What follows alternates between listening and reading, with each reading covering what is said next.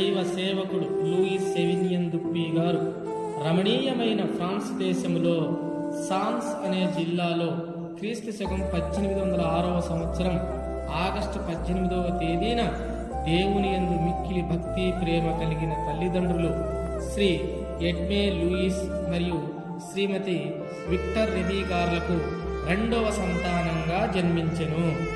1906వ సంవత్సరంలో జ్ఞాన స్నానమును స్వీకరించి క్రైస్తవ విశ్వాసములో పెరిగారు. భారతదేశం వైపు తమ సముద్ర యాత్రను ప్రారంభించారు. సముద్రయానంలో అనేక కష్టాలను ఎదుర్కొని పాండిచ్చేరి ఓడరేవుకు చేరుకున్నారు. 18వ శతాబ్దంలో మహిళల పరిస్థితి దయనీయంగా ఉంది. వారు కేవలం వంట చేయుటకు మాత్రమే అంకితం చేయబడ్డారు. అప్పటి కాలంలో చదువుకున్న స్త్రీలను వేశ్యలుగా పరిగణించేవారు.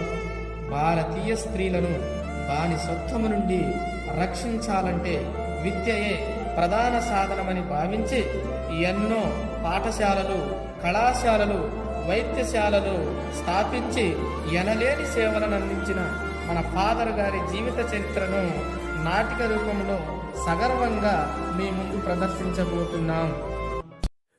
இறையூழியரே லூயிஸ் செவினியன் துப்புய் தந்தையே, பணியினை தொடர உதவிடுவாய், எங்கள் சபையினை காத்திட என்றுமே நீரே துணை புரிவாய்.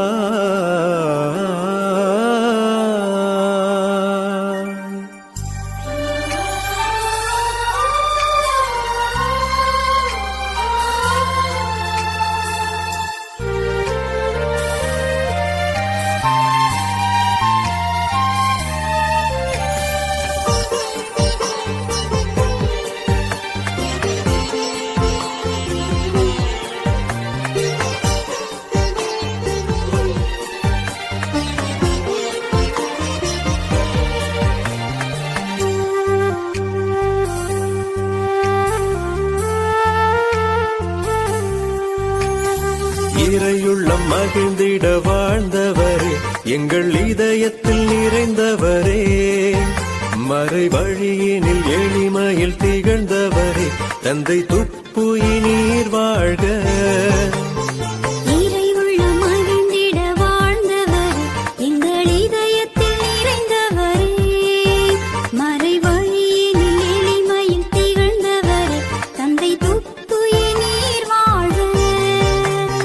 வளர்வோமும் வாழ்வார் வரங்கள் பொழிவாய்கும் ஜபங்களினால்,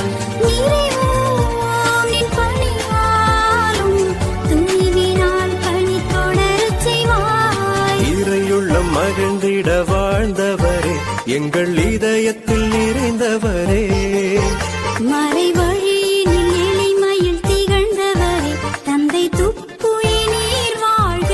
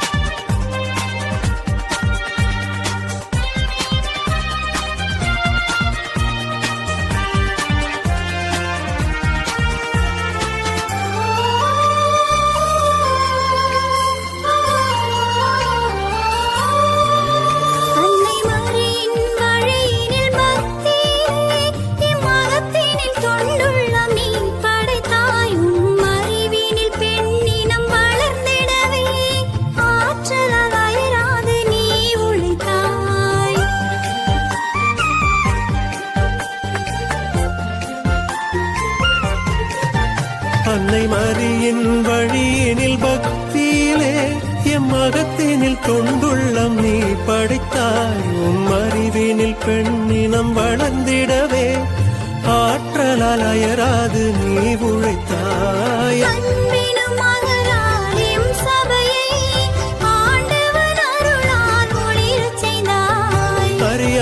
என்னும் இருள் அகற்றிடவே அழகின் விடியலாய் என்னில் உதித்தாய்.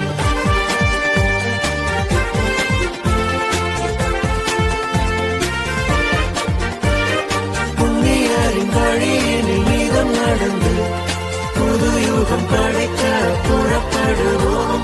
புண்ணியரின் வழியினில் நீதம் நடந்து புது யுகம் படைக்க புறப்படுவோம். இறையுள்ளம் மகிழ்ந்திட வாழ்ந்தவரே, எங்கள் இதயத்தில் நிறைந்தவரே, மறை வழியினில் எளிமையில் திகழ்ந்தவரே, தந்தை துப்புயினீர் வாழ்க.